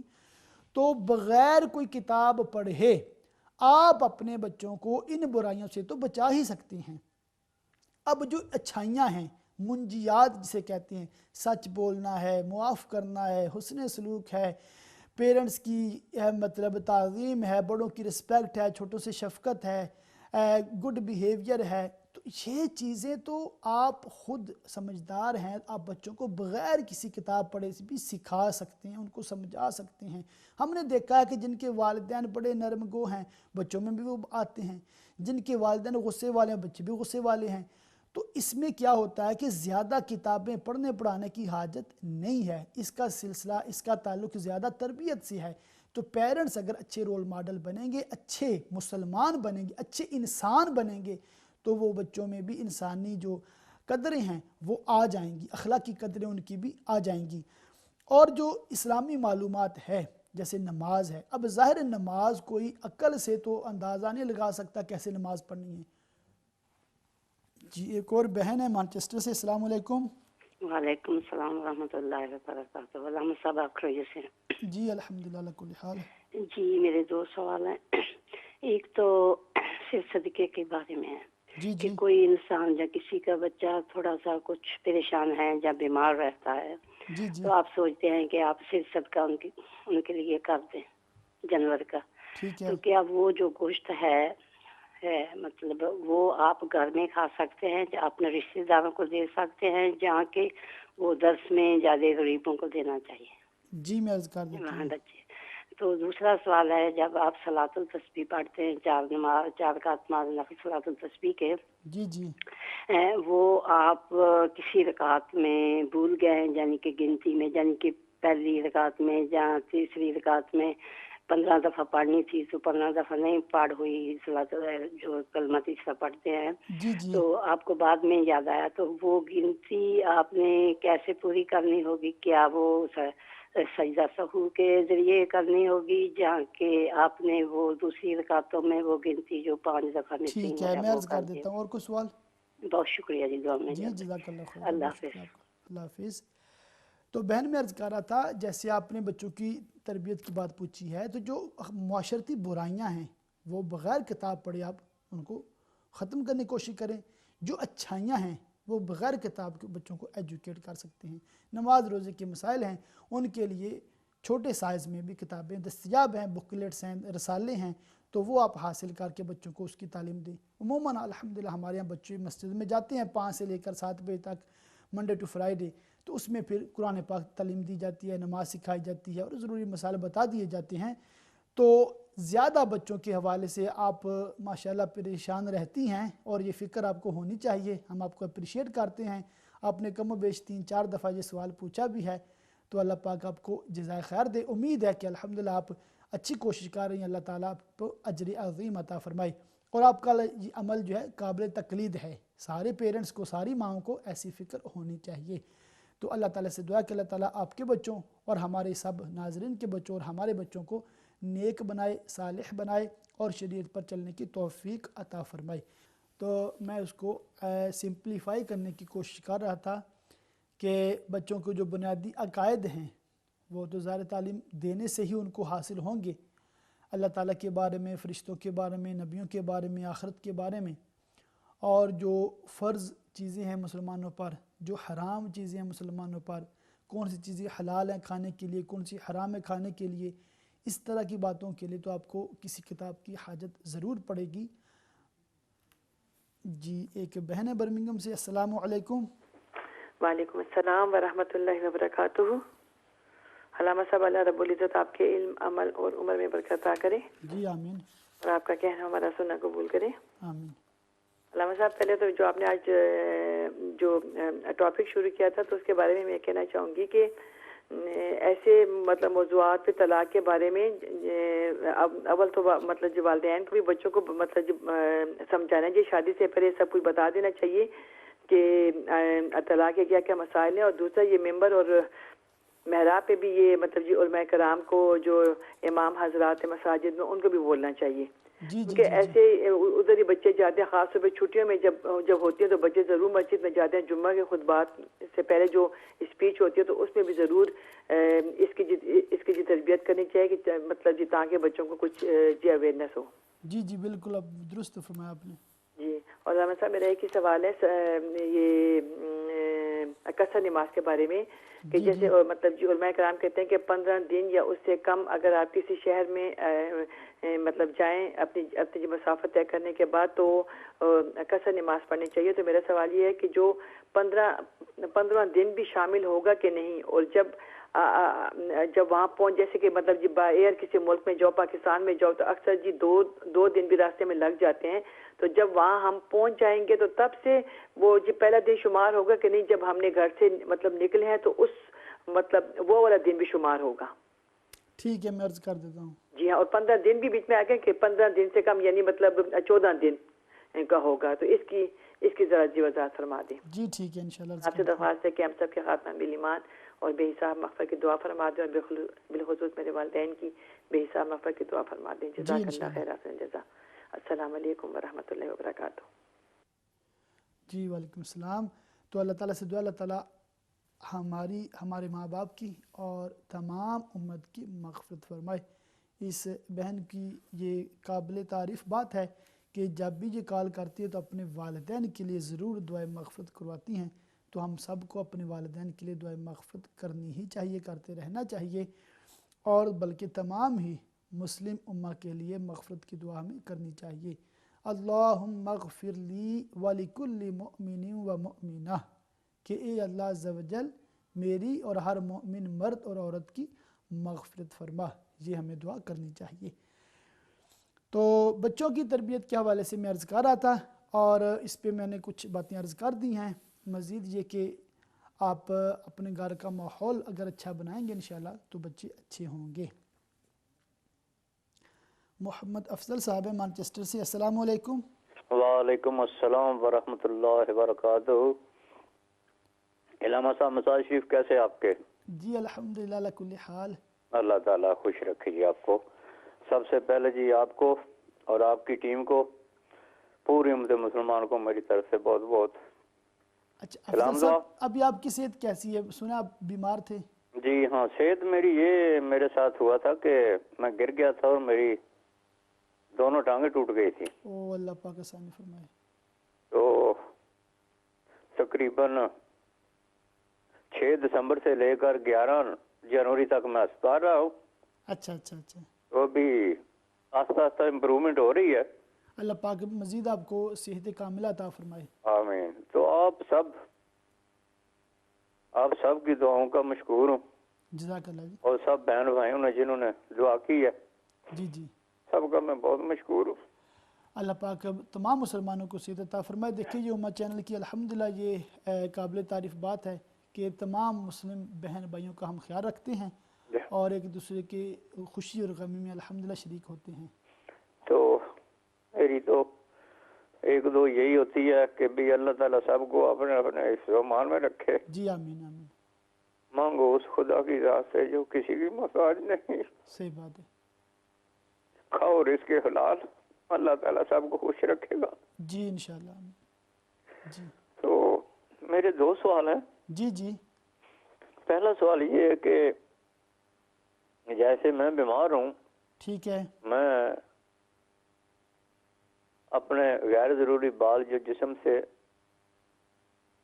نکالتا ہوں، ٹھیک ہے، تو کیا اس کے بعد مجھے غسل کرنا یا وضو کرنا لازم ہے؟ اس کا شریعتی مسئلہ بتائیں۔ ٹھیک ہے۔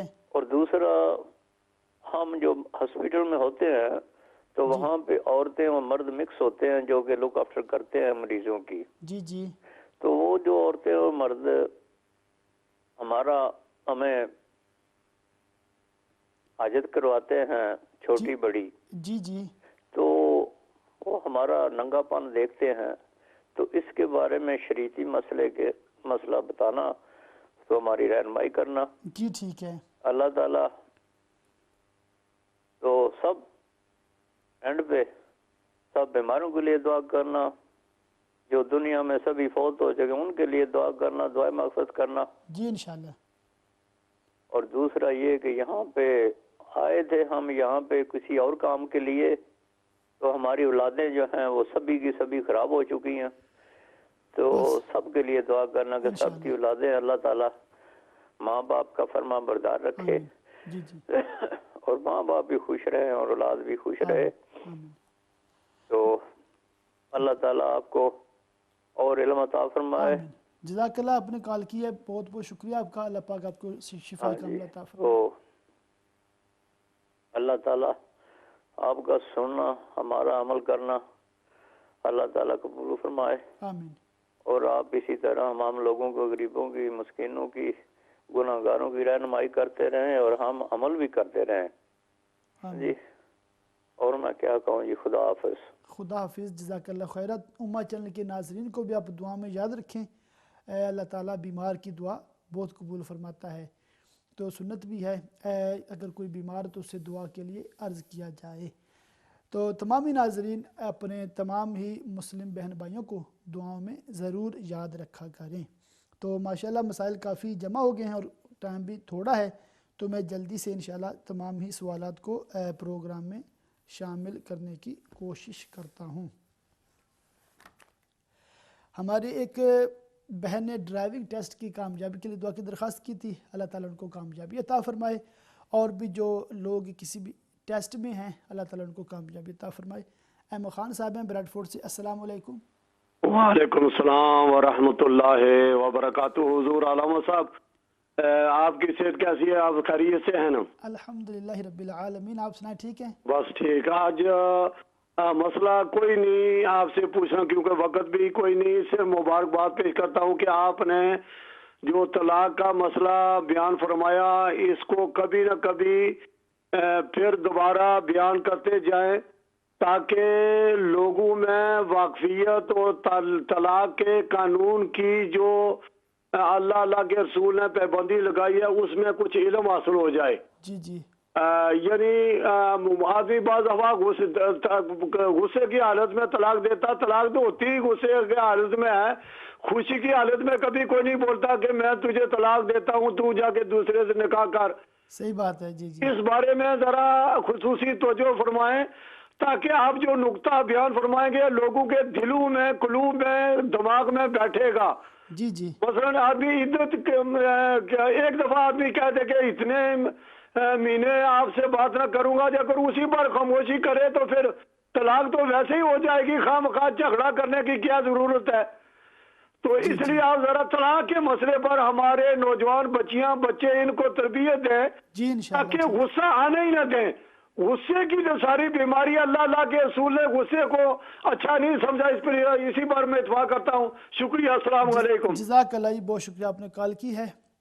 تو عرض کر رہا تھا جو ایک سید صاحب ہیں انہوں نے کسی غیر مسلم لڑکی کو مسلمان کیا، اسے شادی کر لی، پھر اسے بچے ہوئے، بچی جوان ہو گئی اور اس بچی نے بغیر باپ کی اجازت کے کسی اور شخص سے نکاح کر لیا ہے. تو اس میں بھی یہی مشورہ دوں گا کہ اب وہ لڑکا کیسا ہے، دیندار ہے کہ نہیں ہے. جی زبیدہ حنیف، مسز زبیدہ حنیف ہیں اسٹوکن ٹرنٹ سے. السلام علیکم. السلام علیکم ورحمۃ اللہ وبرکاتہ. علام صاحب خیریت سے ہیں؟ جی الحمدللہ رب العالمین. ماشاءاللہ آج بھائی افضل صاحب کی آواز بڑے دنوں کو بس سنی ہے اور ہم ان کے لیے دعا کرتے رہے ہیں اور ہر جو بھی عالم آتے رہے دعا کرتے رہے، جتنا بھی دعا ہوتی رہی ہے. تو آج بڑی خوشی ہے ان کی آواز، اللہ تعالیٰ ان کو زندگی سے عطا کرے اور وہ ہمارے لیے دعا کریں. بلکہ ہم مسلمانوں کو چاہیے ہم ایک دوسرے کے لیے دعا کریں. میں بھی دعا کے لیے آپ سے اپیل کرتی ہوں. جی انشاءاللہ. بیماروں کے لیے شفائے کلی اور جو دنیا سے چلے گئے ان کے لیے میرے ماں باپ سے دعائیں مغفرت. السلام علیکم ورحمۃ اللہ وبرکاتہ. وعلیکم السلام جزاک اللہ. ماشاء اللہ. تو میں عرض کر رہا تھا کہ اگر یہ مسئلہ جیسے آپ نے بتایا شادی ہو گئی ہے اور باپ راضی نہیں ہے تو اس کا بھی مسئلہ وہ کسی مفتی اسلام کے ساتھ بیٹھ کر اب ڈسکس کریں گے اور اس میں پھر وہ لڑکے کے جاب کو دیکھیں گے، لڑکے کے خاندان کو دیکھیں گے، لڑکے کے اخلاق اس کی عادات کو دیکھیں گے، پھر ہی وہ کسی نتیجے پر پہنچ سکیں گے۔ تو یہ مسئلہ بھی آپ کسی عالم دین سے بالمشافہ پوچھیں گے تو انشاءاللہ آپ کو اس میں معلومات ہوگی۔ ویسے ایک جنرل میں تمام ہی بچیوں کو بالخصوص بہنوں کو بیٹیوں کو یہ عرض کروں گا کہ نکاح اگر غیر کفو میں کیا جائے، اور کفو کہتے ہیں کہ آپ کے سٹیٹس سے وہ لو ہے لڑکا، فار ایگزامپل آپ دیندار طبقے سے تعلق ہے، آپ کے والد صاحب نمازی ہیں پرہیزگار ہیں، والدہ نمازی پرہیزگار ہے، مگر وہ لڑکا وہ ڈرگز میں ملوث ہے، وہ شراب پیتا ہے، وہ نمازیں نہیں پڑھتا ہے، تو ایسے گھٹیا اخلاق کا اگر لڑکا ہے جس کی ساتھ شادی میں آپ کو اور دنیاوی طور پر کئی نقصان ہو سکتے ہیں، تو ایسی صورت میں اگر اس کا گھٹیا اس کا ہے کریکٹر ہے تو اسلام آپ کو اجازت نہیں دیتا کہ آپ بغیر ماں باپ کی مرضی کے اس کے ساتھ نکاح کر لیں۔ جب بھی شادی کرنی ہو والدین کی رضا اس میں بہت اہمیت رکھتی ہے، اور بعض صورتوں میں باپ کی اجازت کے بغیر اس کی مرضی کے خلاف اگر لڑکی شادی کرتی ہے تو اس کا نکاح ہوتا ہی نہیں۔ اس میں ڈیٹیل ہے کن صورتوں میں نکاح نہیں ہوتا باپ کی اجازت کے بغیر، تو اس کے بارے میں آپ علماء کرام سے ضرور رہنمائی لیا کریں جب بھی نکاح کرنا ہو۔ اور ایک مسئلہ پوچھا ہے کہ سر صدقے کے حوالے سے وہ بہن نے پوچھا ہے کہ کیا وہ جانور کا گوشت خود بھی کھا سکتے ہیں یا صرف غریبوں کو کھلانا چاہیے؟ دیکھیں جو بھی صدقے کا گوشت ہوتا ہے وہ عمومی طور پر غریبوں کے لیے ہوتا ہے کہ آپ وہ جانور یا وہ پکا کر گوشت وغیرہ غریبوں میں تقسیم کریں تاکہ ان سے آپ کو دعائیں حاصل ہوں اور آپ کی جو پریشانی ہے پرابلم ہے وہ دور ہو جائے۔ اگر امیروں کو بھی کھلاتے ہیں یا خود بھی اس میں سے کھاتے ہیں تو جائز ہے، کیونکہ آپ نے کوئی منت نہیں مانی تھی بلکہ ویسے ہی ایک نفلی صدقہ کیا تھا۔ ہاں جو صدقہ واجبہ ہو جائے، منت جیسے مانی ہے کہ میرا بچہ اچھا ہو جائے تو میں ایک بکرا یا ایک مرغی وہ اللہ کی راہ میں خیرات کروں گی، تو وہ پھر واجبہ میں چلا جاتا ہے، اس کے لیے پھر صرف غریبوں کا حق ہوتا ہے، وہ کسی مستحق غریب کو دینا ہوتا ہے۔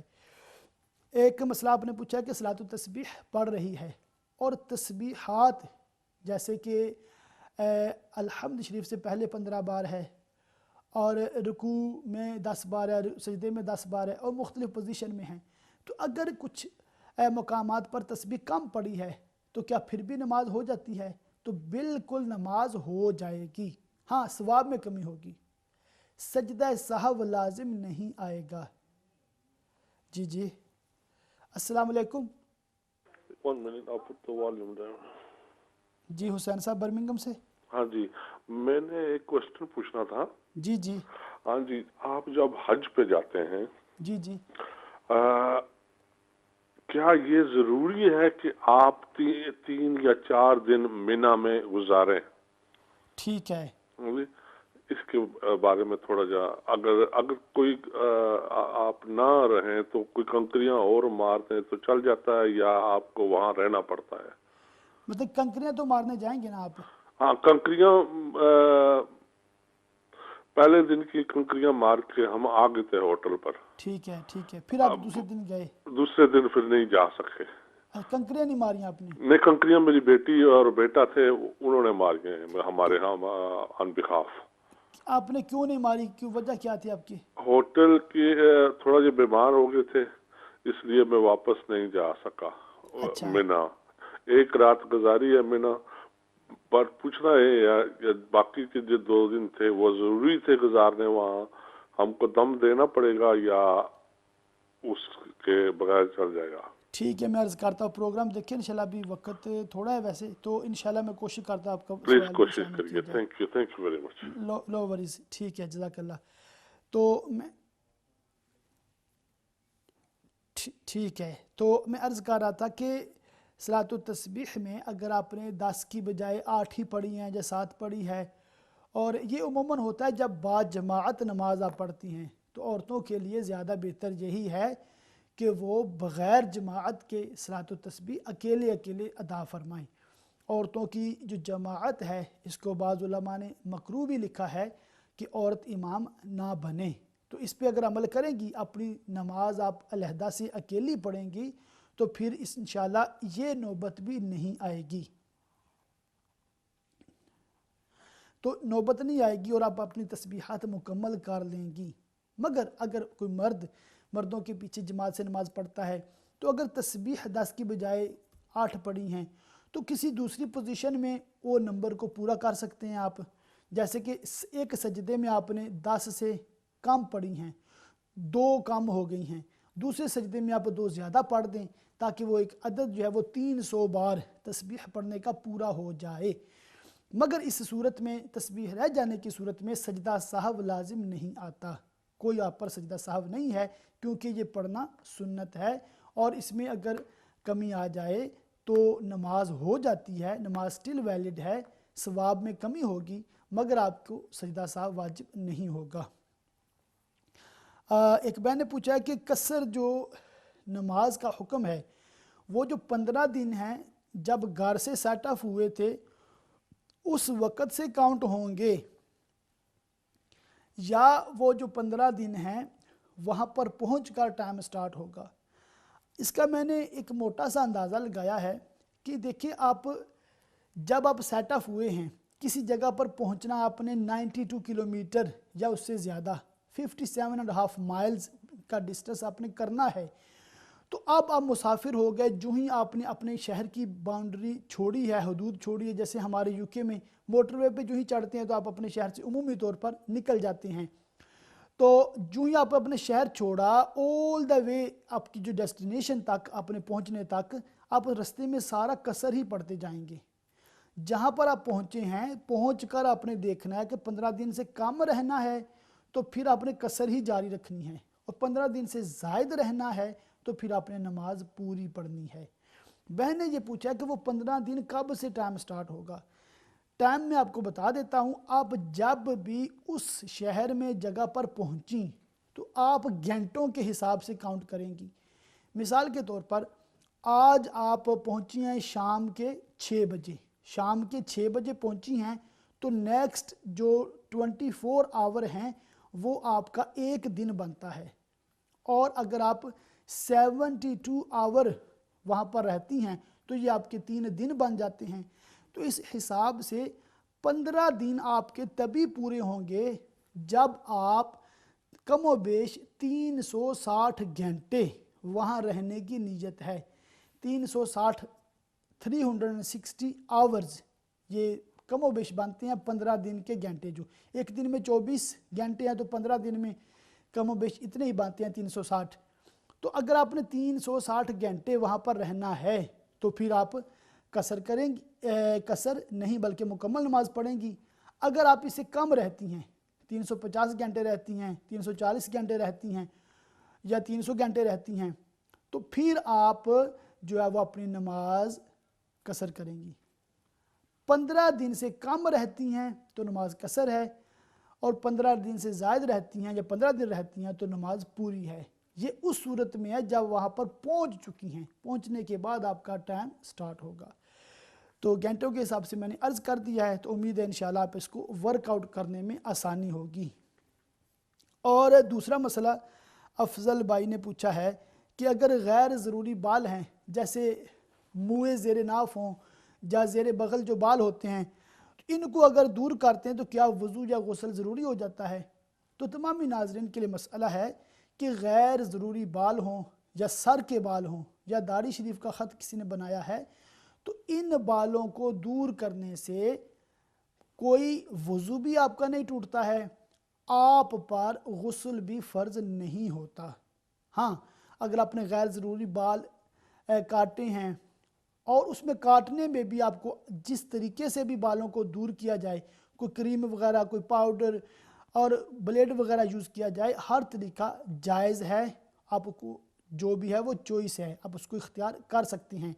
ہاں، اگر اس کی بدبو وغیرہ دور کرنے کے لیے آپ اس کو دھو دیتے ہیں، اس جگہ کو صابن وغیرہ لگا کے، تو پھر یہ کہ یہ بہت اچھا ہے، اسمیل وغیرہ اس کی دور ہو جائے، اور مگر آپ پر غسل یا وضو واجب نہیں ہوتا۔ اور آپ نے پوچھا کہ معذور ہے، بیمار ہے، تو اس کی جو لک آفٹر ہے وہ نرسیں ہاسپٹل وغیرہ میں کرتی ہیں، بعض اوقات بے پردگی بھی ہو جاتی ہے، تو اس لیے اسلام کا یہ حکم ہے کہ مرد اگر اس طرح کی بیماری میں ہے تو اس کی بیوی اس کی دیکھ بھال کرے، کیونکہ مرد اور عورت میں آپس میں میاں بیوی میں پردہ نہیں ہے، تو وہ ایک دوسرے کی دیکھ بھال کریں گے تو اس میں پردہ بھی رہے گا۔ اور اگر بیوی بیمار ہے تو اس کی لک آفٹر اس کا شوہر کرے، اس کے جو مطلب ٹوائلٹ وغیرہ میں جانا آنا سارے معاملات ہیں، کپڑے تبدیل کرنے ہیں، تو بیوی کی خدمت شوہر کرے اور شوہر کی خدمت بیوی کرے تاکہ بے پردگی نہ ہو۔ ہاں اگر مجبوری ایسی آ گئی ہے، کوئی ایسا ایکسیڈنٹ ہو گیا، کوئی ایسا ہیپن ہو گیا ہے کہ اس وقت میاں یا بیوی اویلیبل نہیں ہیں، تو کوئی بھی آپ کی اگر مدد کر دیتا ہے اس حالت میں، ایسی سچویشن میں، تو وہ بھی پرمیسیبل رہے گا۔ آپ اپنے آپ کو خواہ مخواہ تکلیف میں نہ ڈالیں۔ ہاں کوشش کرنی چاہیے کہ غیر عورتوں کے ساتھ اختلاط نہ ہی ہو، اور تو زیادہ مناسب، اور جہاں تک ممکن ہو آپ پردے کا ستر کا خیال رکھیں۔ امید ہے آپ نے جو سوال کیا آپ کو جواب مل گیا ہوگا۔ اور ایک اور ایم خان صاحب نے فرمایا کہ غصے پہ کنٹرول کرنا چاہیے۔ تو ناظرین انشاءاللہ آئندہ سنڈے طلاق کے حوالے سے میں مزید گفتگو کروں گا، تو I will request all the brothers and sisters as well, please listen and watch the program next Sunday 10 till 12. انشاءاللہ it will be all about divorce and separation. تو اس پہ مزید میں بات کروں گا تاکہ ہمیں ایجوکیشن ہو۔ اور ایک حسین صاحب نے برمنگم سے سوال کیا کہ مینا کا جو قیام ہے 3 دن وہاں پر رہتے ہیں، تو کیا یہ ضروری ہے یا ہوٹل میں بھی ٹھہر سکتے ہیں؟ دیکھیں کہ جو مینا شریف کا قیام ہے حج کے دوران جب آپ جاتے ہیں تو مینا میں قیام جو ہے وہ سنت ہے۔ مینا میں قیام کیا ہے وہ سنت ہے، واجب یا فرض نہیں ہے۔ اگر کسی کا مینا شریف کا قیام، وہاں پر رات ٹھہرنا، وہاں پر دن گزارنا اگر مس ہو جاتا ہے تو وہ گناہگار نہیں ہے، کراہت تو ہے مگر ان کا حج وہ ویلڈ ہوگا۔ مگر جو کنکریاں اگر کسی نے نہیں ماری یا کنکریوں کا مسئلہ ہے تو وہ آپ سن لیں، انشاءاللہ آپ کو اس میں جواب مل جائے گا۔ مسئلہ یہ ہے کہ اگر کسی نے کسی بھی دن رمی نہیں کی یا ایک دن کی بالکل یا اکثر ترک کر دی، مثلا 10ویں کو 3 کنکریاں تک ماری یا 11ویں وغیرہ کو 10 کنکریاں تک، یا کسی دن کی بالکل یا اکثر رمی دوسرے دن کی تو ان سب صورتوں میں دم ہے۔ اور اگر کسی دن کی نصف سے کم چھوڑی، مثلا 10ویں کو 4 کنکریاں ماری 3 چھوڑ دیں، یا اور دنوں کی 11 ماری 10 چھوڑ دیں، یا دوسرے دن کی، تو ہر کنکری پر ایک صدقہ دے۔ اور اگر صدقوں کی قیمت دم کے برابر ہو جائے تو کچھ کم کر دے۔ اور اس میں یہ ہے کہ جو کنکریاں ماری جاتی ہیں، اگر کسی کی 1-2 کنکریاں مس ہو جاتی ہیں تو فی کنکری جو ہے وہ صدقہ ہے، اور اگر کسی نے پورے دن کی کنکریاں مس کر دی ہیں تو اس پر جو ہے دم واجب ہوتا ہے۔ اگر آپ نے خود کنکریاں نہیں ماری تو اس پہ دم واجب ہوتا ہے۔ اور آپ کی طرف سے جو کنکریاں ماری گئی ہیں وہ جیسا بتا رہے تھے کہ آپ مارنے پر قادر تھے، پھر بھی کسی نے ماری ہیں، اور جو اس کے حوالے سے انشاءاللہ میں مزید جو معلومات ہے وہ آپ کو نیکسٹ سنڈے دوں گا کہ اگر کوئی صحت مند ہے اور اس کی طرف سے کوئی کنکریاں مار دے تو پھر کیا حکم ہے، اور اگر کوئی بیماری کی وجہ سے کسی عذر کی وجہ سے بہن یا بھائی کنکریاں نہیں مار سکے تو ان کا کیا حکم ہے۔ اسی طرح طواف اگر وہ کر سکے ہیں نہیں کر سکے، اسی طرح صفا مروہ کی صحیح اگر کسی کی مس ہو جاتی ہے، تو انشاءاللہ اس ٹاپک کو میں نیکسٹ سنڈے مزید ڈیٹیل کے ساتھ بیان کروں گا۔ فی الحال یہی یاد رکھیں کہ اگر آپ کی 1 دن کی رمی مس ہو گئی ہے تو اس میں آپ پر دم واجب ہوتا ہے۔ تو جو سوالات ناظرین نے کیے تھے کم و بیش میں نے سلسلے میں پروگرام میں ان کے آنسر دینے کی کوشش کی ہے، تو اللہ تعالیٰ سے دعا ہے کہ جو کچھ ہم نے بیان کیا اگر وہ درست ہے اللہ پاک ہمیں اس پہ اجر عطا فرمائے، اور اگر کوئی غلطی ہو گئی ہے تو اللہ تعالیٰ معاف فرمائے۔ جو ناظرین مجھے دیکھ رہے ہیں، پروگرام سن رہے ہیں، ماشاءاللہ آج مجھے بڑی خوشی ہوئی ہے کہ علامہ ایوب چشتی صاحب ماشاءاللہ انہوں نے ٹیلی فون کے ذریعے حوصلہ افزائی بھی فرمائی، اور انہوں نے فرمایا کہ وہ پروگرام دیکھ رہے ہیں۔ تو علماء کرام کی شفقت، ان کی مہربانی کا میں بہت زیادہ شکر گزار ہوں۔ میرے استاد محترم بھی الحمدللہ میرا سارا پروگرام دیکھتے ہیں، اگر کوئی غلطی ہو تو میری اصلاح فرماتے ہیں۔ تو ناظرین بھی اگر کوئی کسی موقع پر کوئی مسئلہ آپ محسوس کریں کہ میں نے تھوڑا ڈیفرنٹ بیان کر دیا ہے یا آپ سمجھیں میں نے غلطی کر دی ہے، تو کنٹرول روم آپ کے سامنے ہے، آپ اسی نمبر پر کال کر کے اسی وقت ہماری رہنمائی کریں انشاءاللہ۔ اگر وہ قابل تلافی مسئلہ ہوا تو انشاءاللہ آن ایئر سب کے سامنے تلافی کی جائے گی، اور اگر میری غلطی ہوئی تو انشاءاللہ میں رجوع کروں گا، اور انشاءاللہ اس پہ مجھے کوئی شرمندگی بھی نہیں ہے۔ اللہ تعالی ہمیں علم دین حاصل کرنے اور دوسروں کو سکھانے کی توفیق عطا فرمائے۔ اللہ تعالیٰ امہ چینل کو، اس کے مالکان کو، اس کی انتظامیہ کو، اور جتنے لوگ اس میں تعاون کرتے ہیں تمام کو جزائے خیر عطا فرمائے۔ تو ابھی پروگرام کا وقت ختم ہو رہا ہے، انشاءاللہ نیکسٹ سنڈے طلاق کے حوالے سے مزید مسائل بیان کیے جائیں گے۔ آپ خود بھی امہ چینل دیکھیں، اوروں کو بھی امہ چینل دیکھنے کی دعوت دیا کریں۔